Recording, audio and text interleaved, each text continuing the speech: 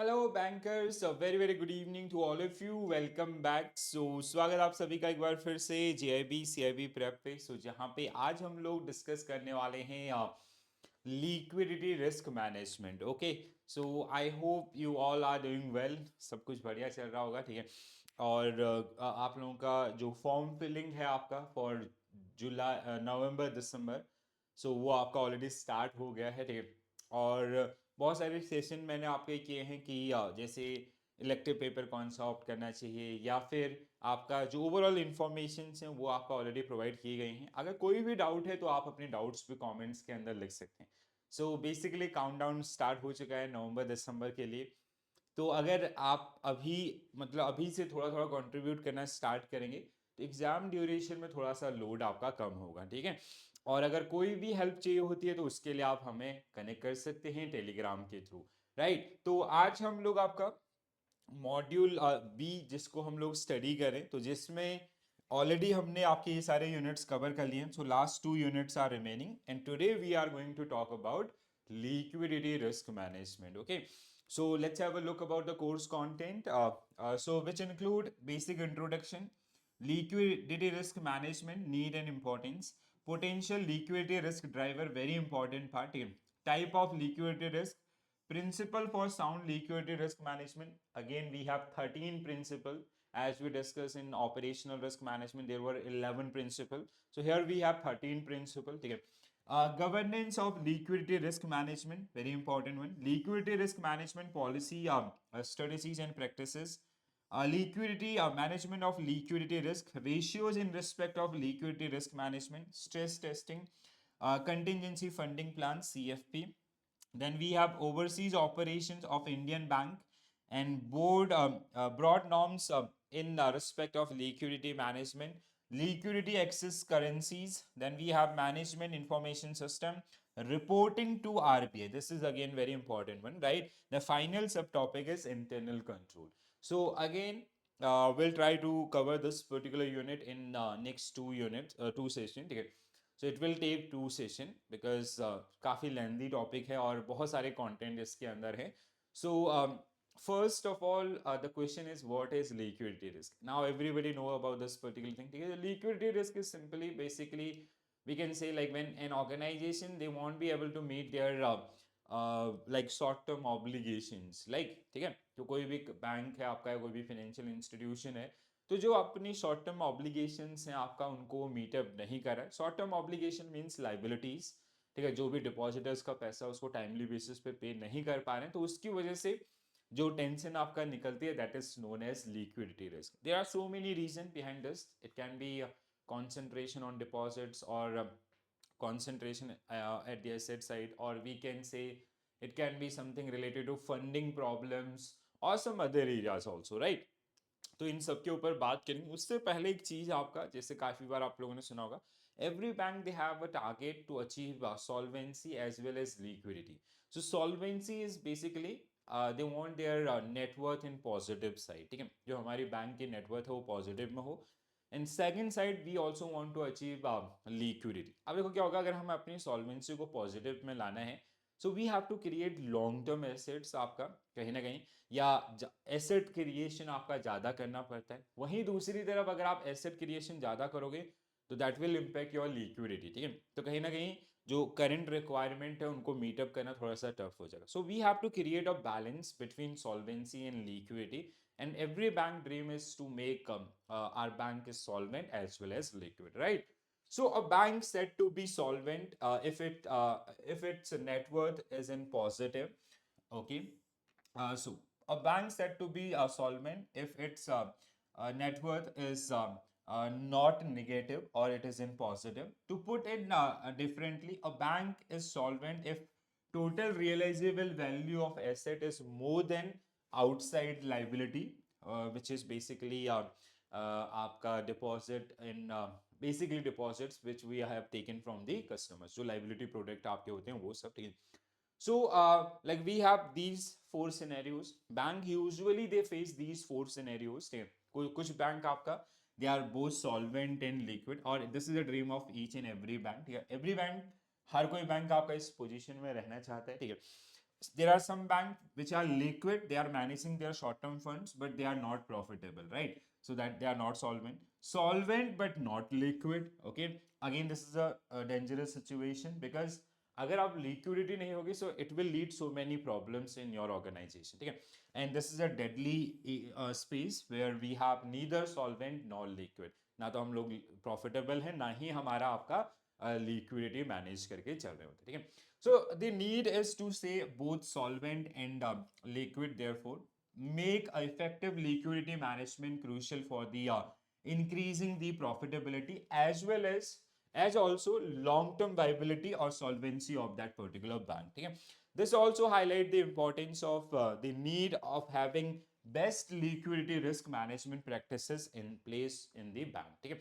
So liquidity is basically when you are like जो हमारे short term requirements हैं, अगर उनको हम टाइमली फुलफिल करें, that means we are liquid. अगर नहीं कर पा रहे हैं तो that means that bank is going to face liquidity risk. Now this chart is very very very important, right? तो यहाँ पे आपका पोटेंशियल लिक्विडिटी रिस्क ड्राइवर्स, तो what are the reasons behind the liquidity risk, अगर आप मेरे से सवाल ये करेंगे, so this is the answer, ठीक है? सो यहाँ पे दो तरीके से आपके रीजंस को डिफाइन किया गया. One is internal banking factors, another one is external banking factors, ठीक है? So these are in the control of bank itself, और जो बैंक की एक्टिविटीज हैं उनके वजह से, ठीक है? Sometime what we do, like जैसे हमने डिपॉजिट एक्सेप्ट किया for 1 year and we created an asset for 5 years, ठीक है? सो या हम डिपॉजिट आपका एक्सेप्ट करते जा रहे हैं और तेजी से उनसे एसेट बिल्ड करते जा रहे हैं, ठीक है? So that can also be a cause for the liquidity problems, ठीक है? क्योंकि हम अपने पास कुछ रख नहीं रहे, हम सीधा सीधा आपका एसेट क्रिएशन पे जा रहे हैं. ALM can be a reason, asset liability mismatch. आपका जो liability है, suppose that it is for 2 years and we created asset for 10 years, so there is a gap of 8 years, right? इसके अलावा ऐसे बहुत सारे initiative actions जो आपका liquidity risk जिनकी वजह से आ सकता है. तो जहां पे हमारी जो स्ट्रेटेजीज हैं, they can be a reason और they can be a cause for the liquidity risk, ठीक है? तो पहले इंटरनल को समझते हैं, then will come to the external one, right? So internal अगर हम लोग बात करें, जैसे high off balance sheet exposures, ठीक है? जैसे हमने जो गारंटी वर्क आपका है एलसी के अंदर या अदर्स जो भी ऐसे जो होता है डेरिवेटिव्स या अदर्स, उनमें आपका काफी ज्यादा एक्सपोजर्स हमने बनाए हैं, so that can be a reason, ठीक है? The bank rely heavily on short-term corporate deposits or wholesale deposits. So this is a case of concentration risk. Your bank funding sources are concentrated on corporate houses. ठीक है? अब देखो क्या होता है, retail is always used for the diversification. ठीक है? देखो corporate में क्या है, 100 है, तो आपका रिटेल में आपका 1 करोड़ है, ठीक है? So, वो हमें कहीं ना कहीं डाइवर्सिटी आपका प्रोवाइड करते हैं. बट कॉर्पोरेट का क्या है, आज आपके बैंक के साथ है, कल किसी और बैंक के साथ हो सकते हैं, ठीक है? So we can eliminate this particular problem by engaging more and more with the retail deposit and we can diversify our portfolio, right? Next one, a negative gap, liability is more than asset, ठीक है? तो एक simple सा problem है आपका, the maturity date of assets and liabilities, ठीक है? ये आपका एक प्रॉब्लम हो सकता है, directly lead to ALM. The bank rapid asset expansion exceed the available funds on the liability side. आप क्या कर रहे हो, आपका जो funds है उससे आ रहे जितने उससे एसेट क्रिएट करते जा रहे हो, ठीक है? Now there is a certain time जब आपका क्या होगा, जब आपको उन लाइबिलिटीज को पे करना होगा. आपने एसेट क्रिएट कर दिया लंबे समय के लिए. Now how you will pay this particular one, अगर फंडिंग सोर्स पे कुछ प्रॉब्लम हुआ, you will definitely get trapped, right? So that is the one. Concentration on deposit in short term tenures, like it is something related to your corporate deposit वाला point, ठीक है? सो जहां पे 10 point आपका, ठीक है? Less allocation in liquid government instruments, ठीक है? जो गवर्नमेंट इंस्ट्रूमेंट्स में आपका इन्वेस्टमेंट कम है और they are more secure, more liquid आपका, ठीक है? जैसे treasury bills and all. Fewer placement of funds in long term deposits आपका, ठीक है? So fewer placement of funds in long term deposits आपका, ठीक है? तो जो कस्टमर्स के डिपॉजिट हैं, जो आपका FD RD है या ऐसे जो भी डिपॉजिट्स हैं, अगर वो कम है, that can B also a problem, ठीक है? उसने करंट अकाउंट आपके साथ है, कल के डेट में किसी और के साथ हो सकता है, ठीक है? बट अगर वो FD RD खोल के रखेगा, so you will have more money in your hand, ठीक है? तो that these, so these are internal banking factor which eventually, or we can say these are the risk drivers, potential liquidity risk driver from the internal side. External side में अगर हम लोग बात करते हैं, very sensitive financial market depositors like case in India जैसे हम लोग फेस करें ना, now everybody is moving toward the mutual funds, SIPs and others. There are number of reports जहाँ पे कासा डिपॉजिट आपका ईयर ऑन ईयर बेसिस पे कम हुए ऑलमोस्ट सारे बैंक है। This is a very concerning thing, right? तो आपका ये एक प्रॉब्लम है, ठीक है। दूसरा, external and internal economic shock like global financial crisis या COVID-19, तो these are the live examples, ठीक है। Low or slow economic performances, right? In decreasing depositors trust on banking sector, ठीक है। अगर depositors का trust आपका banking system से उठ जाए, कोई और उनको better opportunities मिल रही है others, ठीक है, that can be a reason.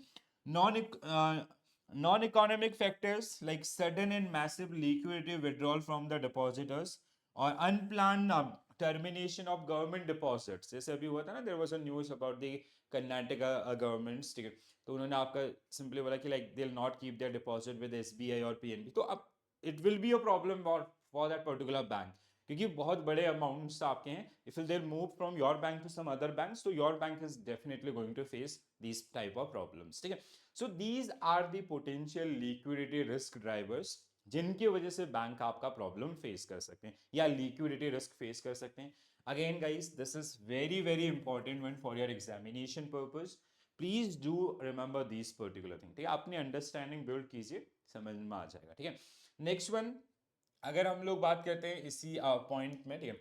सो की consideration in liquidity risk management, तो जब भी हम लोग लिक्विडिटी रिस्क को आपका स्टडी कर रहे हो, तो so there are some pointers, जैसे availability of liquidity risk, liquidity assets आपका, लिक्विड एसेट्स आपका, ठीक है। तो हमारे पास किस तरीके से है, जहां से हम लोग NSFR, ठीक है, नेट स्टेबल फंडिंग रेशियो, या फिर LCR आपका लिक्विडिटी कवरेज रेशियो, ठीक है। तो उनके लिए will be requiring these liquid assets. वो दूसरा, मतलब अब जिस बैंक के पास लिक्विड एसेट ज्यादा होंगे, सो उनकी लिक्विडिटी रिस्क की प्रोबेबिलिटी क्या हो जाएगी, ऑटोमेटिकली कम हो जाएगी, ठीक है। और जिनके पास कम होंगे तो वो आपका प्रोबेबिलिटी इंक्रीज करेगा।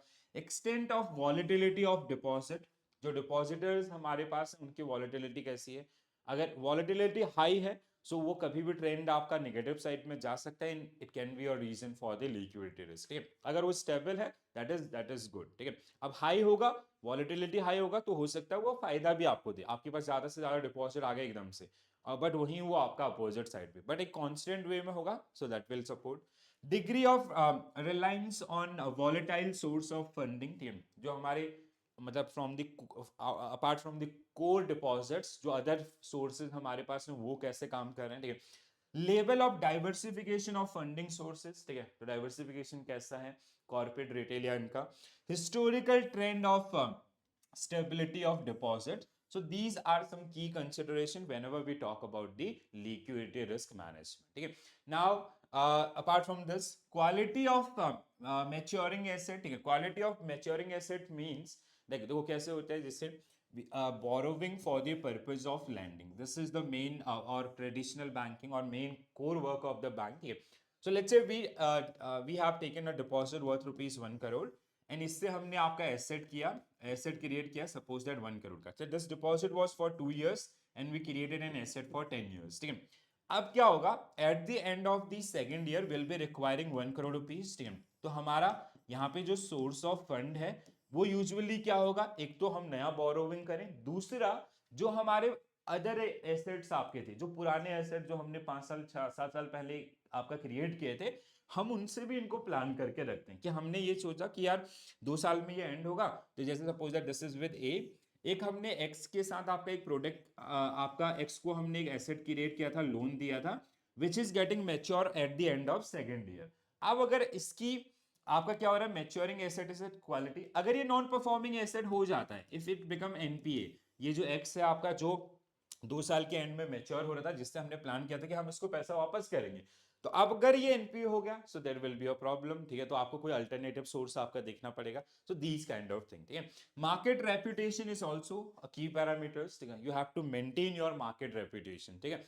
अगर कुछ भी ऐसा गड़बड़ होगा तो that will lead to unrealistic withdrawals और अदर्स आपकी प्रॉब्लम्स आ सकती है, ठीक है। Impact of balance sheet exposures on the balance sheet, ठीक है, एंड कंटिजेंसी प्लान, ठीक है, एंड कंटिजेंसी प्लान, ठीक है। तो ऑफ बैलेंस शीट आपका basically they are contingent liabilities, ठीक है, तो जहां पे हम प्रॉमिस करें, अब वो प्रॉमिस अगर जिसके बिहाफ पे आपने किया वो फेल हो गया, तो you have to make the payments also, so that is also depend on this, ठीक है। तो these are some key consideration which we required in the liquidity risk management. I hope this is clear, very basic, ठीक है। Now key issues in liquidity risk, क्या क्या major problems आते हैं, ठीक है। The extent of operational liquidity, reserve liquidity and contingency liquidity that are required, ठीक है, तो ये हमें बनाने ही बनाने पड़ेंगे। Operational liquidity means to run the day to day operation of that particular organisation, ठीक है, ये आप ऑपरेटिंग एक्सपेंसेस को हम लोग बोलते हैं। इसके अलावा we have to maintain CRR SLR, जो आपका रिजर्व रिक्वायरमेंट्स है वो, ठीक है। इसके अलावा we have to make some provisions also, तो दिस इज द मस्ट आपका पहला। तो इनके अलावा भी आपके जो स्ट्रेसफुल सिचुएशंस है उनके लिए आपको मेंटेन करना पड़ेगा। The impact of changes in market और economic conditions on the liquidity need, ठीक है, तो अगर मार्केट आपका रिसेशन को फेस कर रहा है, so that mean you will be require more and more liquidity, right. The availability and accessibility and cost of liquidity, ठीक है, कितना अवेलेबल आपका है, एंड अगर हमें कोई एसेट को प्रीमेच्योर करना पड़े, so how much cost we have to bear on that one. The efficacy of the process in place to ensure successful execution of the solution in term of need, ठीक है। Efficacy means प्रभावकारिता, कि जो हमने अपने steps जो model develop किए हैं या जो प्लान प्रोसेस है उनकी एफिकेसी कितनी है, ठीक है। अगर कल की डेट में कोई स्ट्रेसफुल सिचुएशन आता है, तो वो मॉडल आपका जैसे हमने सोचा था उस तरीके से बिहेव करेगा, उसी तरीके से आपका एग्जीक्यूशन होगा या नहीं होगा, सो दैट आल्सो मैटर, ठीक है। सो दीज आर सम की issues while we manage liquidity risk. Now we'll come to liquidity risk, ठीक है। So we have funding risk, first one, and another one is market wise. I hope you guys remember this particular one. ये हमने जब आपका unit 13 पढ़ा था तो वहां पे भी डिटेल में इनके बारे में डिस्कस किया था, ठीक है। So funding liquidity risk, the risk that a bank will not be able to meet efficiently the expected and unexpected current and future cash flows and collateral need without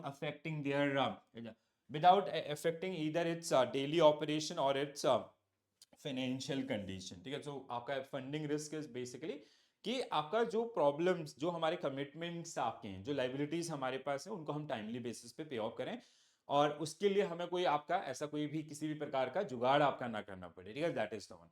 market liquidity, the लिक्ट जहां पे can not easily offset और eliminate a position at prevailing market prices because of inadequate market depth और market disruptions, ठीक है। यहाँ पे generally क्या हो रहा है आपका कि let's say we have some, हमने कुछ मार्केटेबल सिक्योरिटीज रखे हुए हैं, ठीक है, to convert like for the stressful situation और any kind of liquidity crisis.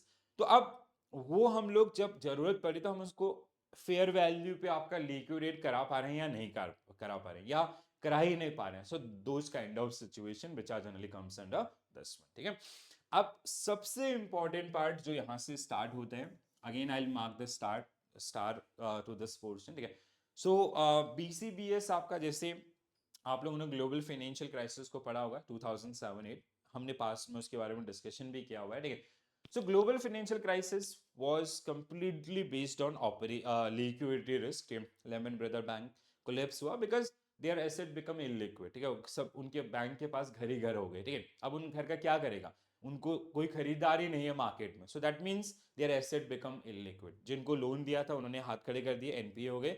Now they have mortgages, अब वो प्रॉपर्टीज बैंक के पास हैं, there is no buyer for those particular houses, अगर बायर हैं भी तो बहुत ही कम वैल्यूएशंस में। दैट मींस दैट बैंक, जो आपका ग्लोबल फाइनेंशियल क्राइसिस था उसके पीछे का सबसे बड़ा रीजन था लिक्विडिटी रिस्क, ठीक है। बैंक अपनी लिक्विडिटी एंड सॉल्वेंसी को मेंटेन नहीं कर पाए, फेल हुए, और आपका पूरा वर्ल्ड वाइड आपका रिसेशन आया, ठीक है। अब इसको स्टडी करते हुए सितंबर 2008 के अंदर आपका BCBS, Basel committee on banking supervision, they come up with certain guidelines to manage liquidity risk in banking and other financial institutions, right. तो ये आपका जिसमें 13 प्रिंसिपल्स हैं जिनको हम लोग पढ़ेंगे, again very very very important, ठीक है। So, after global financial crisis, in recognition of the need for bank to improve their liquidity risk management, BCBS published Principle for Sound Liquidity Risk Management and Supervision in September 2008.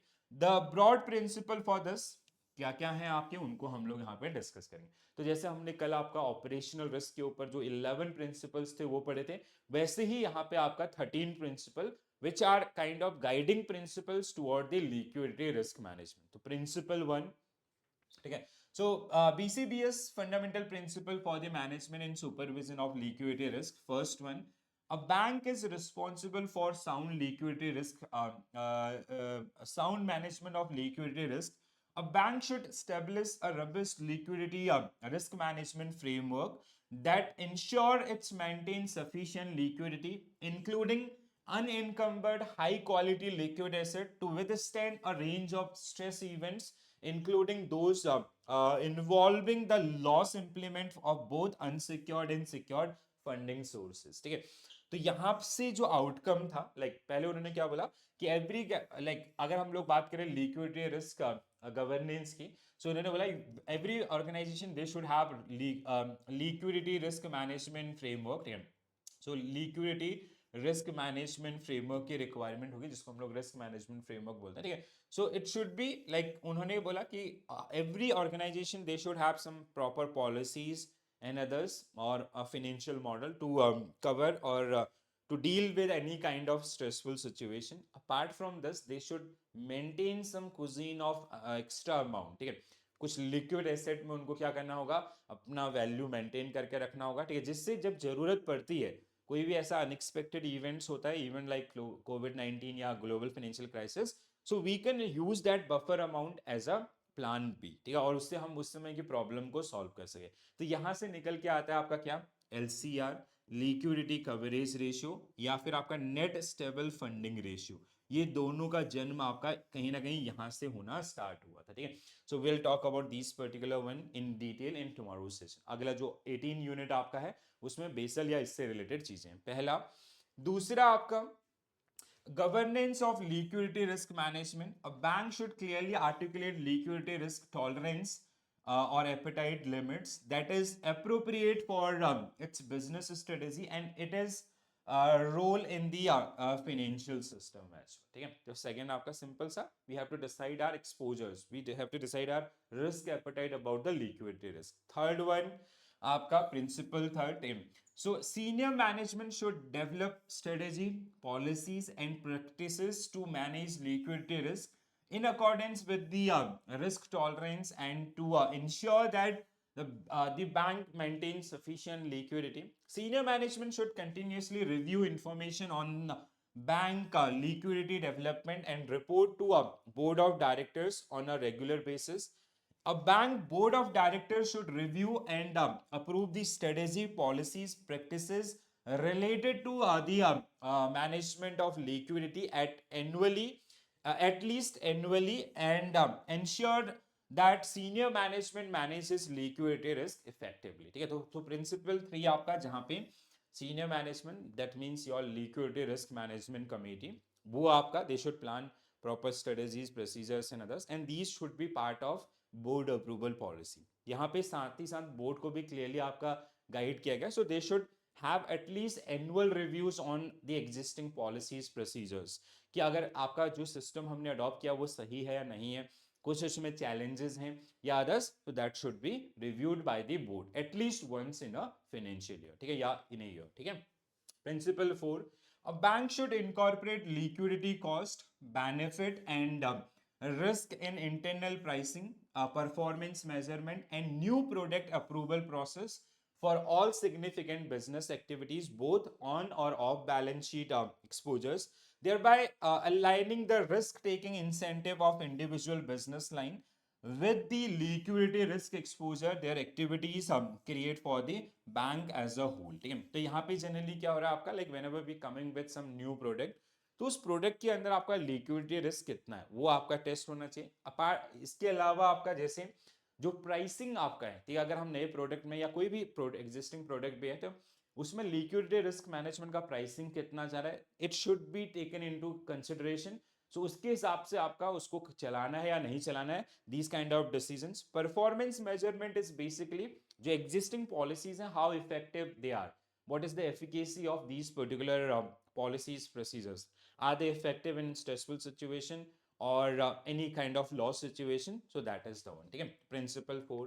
Principal 5 बहुत बार examination में पूछा गया, आप में से बहुत सारे aware भी होंगे इससे। ठीक है, so management and measurement and management of liquidity risk. A bank should have a sound process for identifying, measuring, monitoring, and controlling liquidity risk.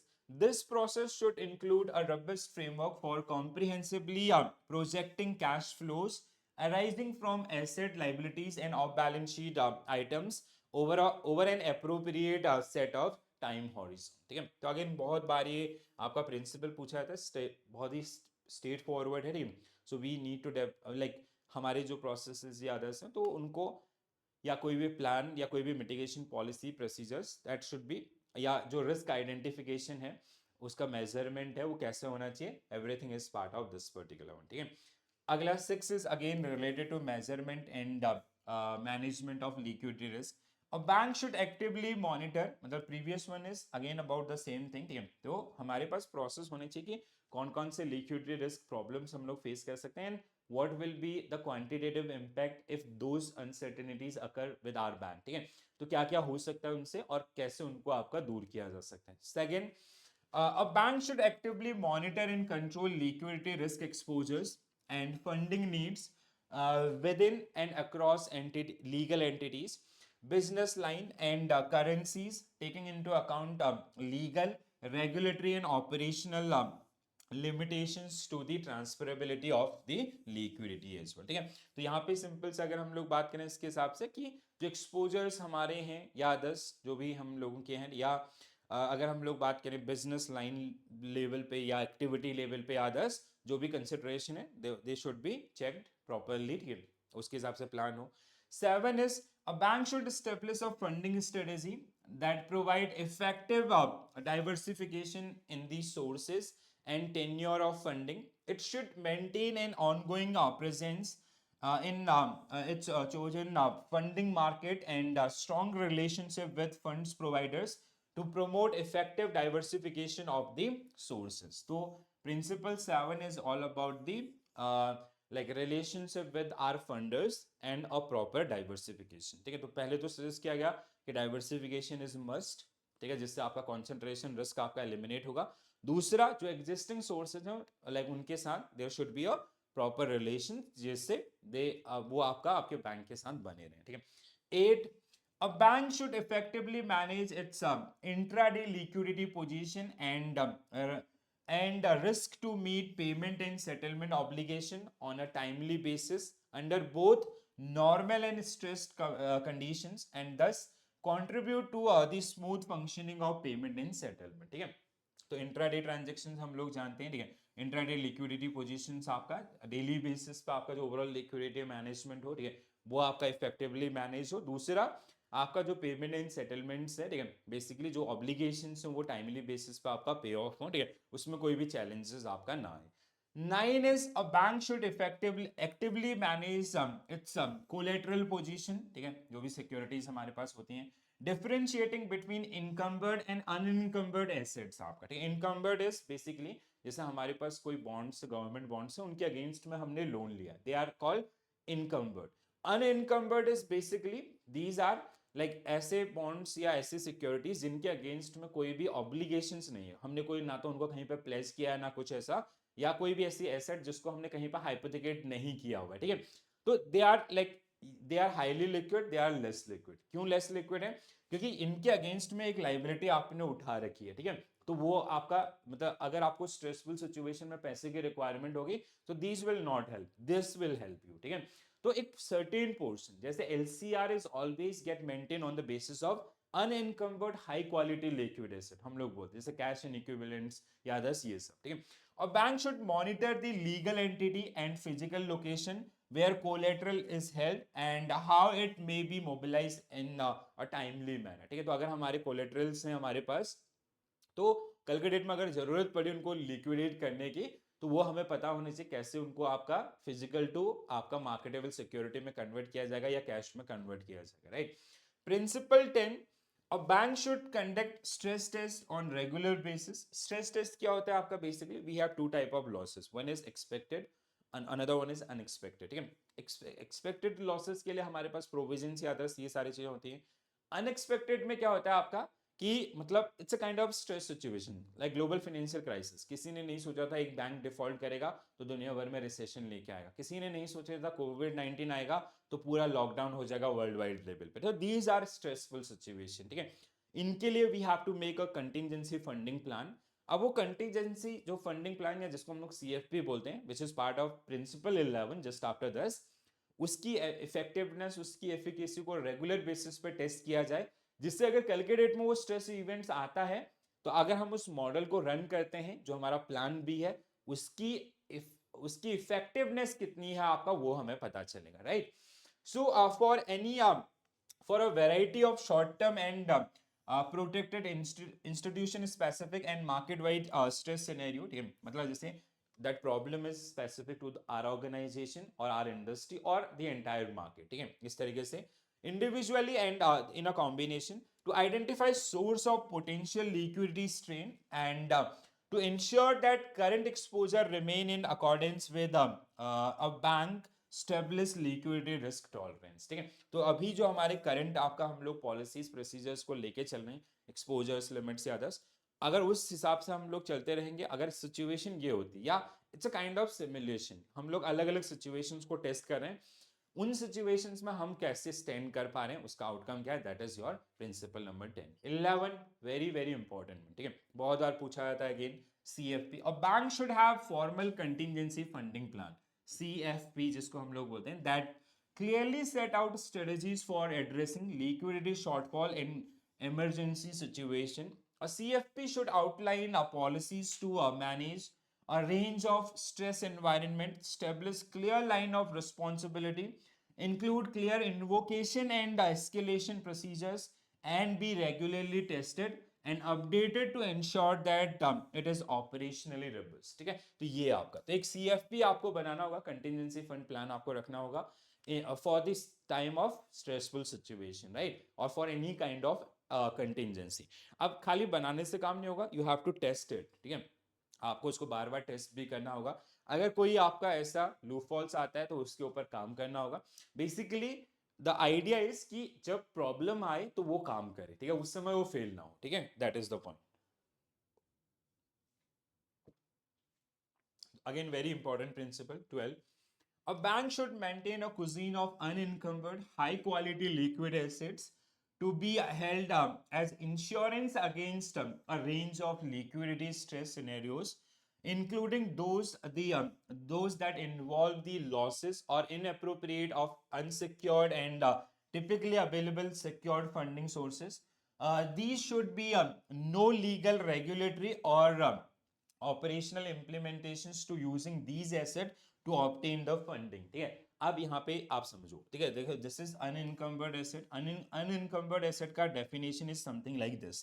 तो यहाँ पे ये these are the asset where we do not have any kind of obligations, ये हमारे हैं और हमारा इकलौता अधिकार है, जब हमें पैसे की रिक्वायरमेंट होगी हम इसको बेचेंगे and will with that particular money we will solve our liquidity problem, ठीक है। जैसे एलसीआर में होता है ना, so LCR, liquidity coverage ratio. So what is the formula of LCR? LCR is equal to unencumbered high quality liquid assets divided by net cash outflow, ठीक है, net cash outflow in 30 calendar days, ठीक है, 30 calendar days. Your ratio should be required ratio क्या है आपका, greater than equal to 100%। और आज की डेट में इंडिया में हर कोई बैंक आपका इस रेशियो को अचीव करता है। तो इसका मोटिव क्या है आपका कि अगर कल के डेट में देखो यहाँ पे फॉर्मूला किस तरीके से बना हुआ है, net cash outflow in next 30 calendar days, कि अगले 30 दिन में मतलब हमारे पास एट अ टाइम उतना पैसा होना चाहिए जो कि किसमें हो, unencumbered high quality liquid asset के अंदर हो। जब हमें पैसा, अगर कोई स्ट्रेसफुल सिचुएशन आती है तो हमारे पास अगले 30 दिन की जो ऑब्लिगेशन है उनको पे ऑफ करने के लिए सफिशिएंट पैसा है। And it is expected from bank और फ्रॉम द इकोनॉमिस्ट और इकोनॉमी कि within 30 days we can come out from that particular problem. 30 दिन का समय बहुत ज्यादा होता है, तो उसमें हम कुछ ना कुछ उसका सोल्यूशन निकाल लेंगे। तो that is the motive of LCR. वैसे ही 12 मंथ के लिए आपका आता है नेट स्टेबल फंडिंग रेशियो, तो जिसमें सोर्सेज और एप्लीकेशन ऑफ जो फंड्स हैं उनको मैनेज करना अप टू 1 ईयर, ठीक है, इस तरीके से जो काम करेंगे। प्रिंसिपल 13 पब्लिक डिस्क्लोजर, अगेन सबसे ज्यादा बार पूछे जाने वाला, ठीक है। तो प्रिंसिपल 5 आपका, देन इसके अलावा 11 सीएफपी और 13, ये मैंने सबसे ज्यादा क्वेश्चन में देखे हैं, ठीक है। पब्लिक डिस्क्लोजर्स आपका, ठीक है। A bank should publicly disclose information on a regular basis that enable bank market participant to make an informed judgment about the soundness of the liquidity risk management framework and liquidity position of the bank। तो जिसमें आपका जैसे reportings आपकी होती हैं, ठीक है। जैसे अगर आप देखेंगे तो लिक्विडिटी रिपोर्टिंग के ऊपर बीसीबीएस ने देयर आर 5 प्रिंसिपल, ठीक है।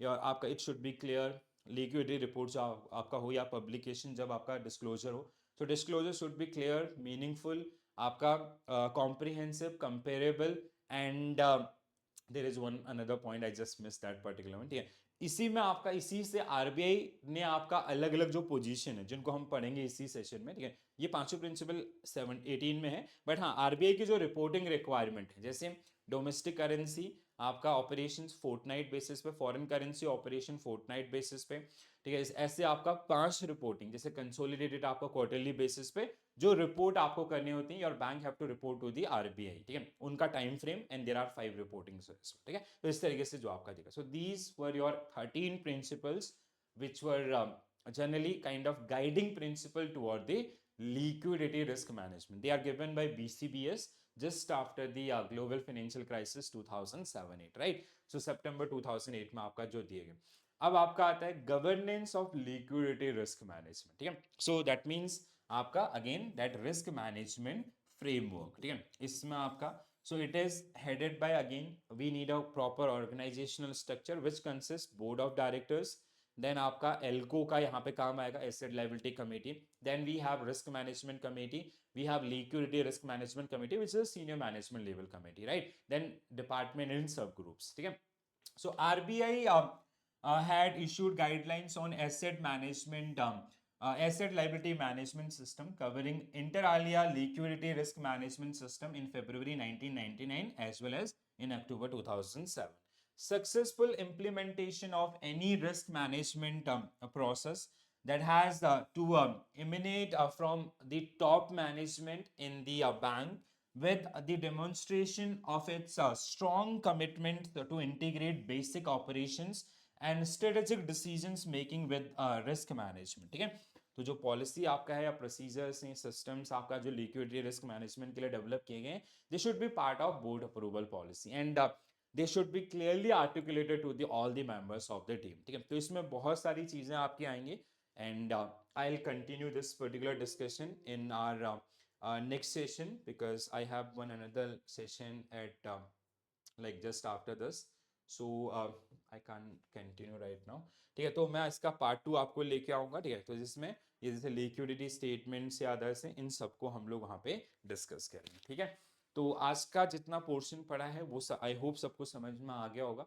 अगर आपके कोई डाउट होते हैं तो आप अपने डाउट्स भी शेयर कर सकते हैं कमेंट्स के थ्रू। कल वाले पोर्शन में we will cover the rest part, ठीक है। तो हाफ, ऑलमोस्ट हाफ हमने अभी तक डिस्कस किया, हाफ आपका और रहता है, ठीक है। ऑलमोस्ट हाफ हो सकता है एक और सेशन लगे, but I try to cover in 2 session only. तो जहाँ पे हम लोग जो रिमेनिंग डिस्कशन उसको लेके चलेंगे। तो अभी तक का आपका कोई क्वेरी है तो आप पूछ दीजिए, तो मैं आपको कल के सेशन में उन क्वेरीज को एड्रेस करते हुए आगे की चीजों को आपका डिस्कवर करेंगे, ठीक है। चलो, तो आज के लिए इतना ही करते हैं गाइस। कैसा लगा सेशन जरूर बताएं कमेंट्स के थ्रू, और अपने साथी बैंकर्स के साथ जरूर शेयर कीजिएगा। So this is it from my side. Thank you for joining this session. Thank you for watching this session. Bye bye. Take care all. Have a nice day. Thank you.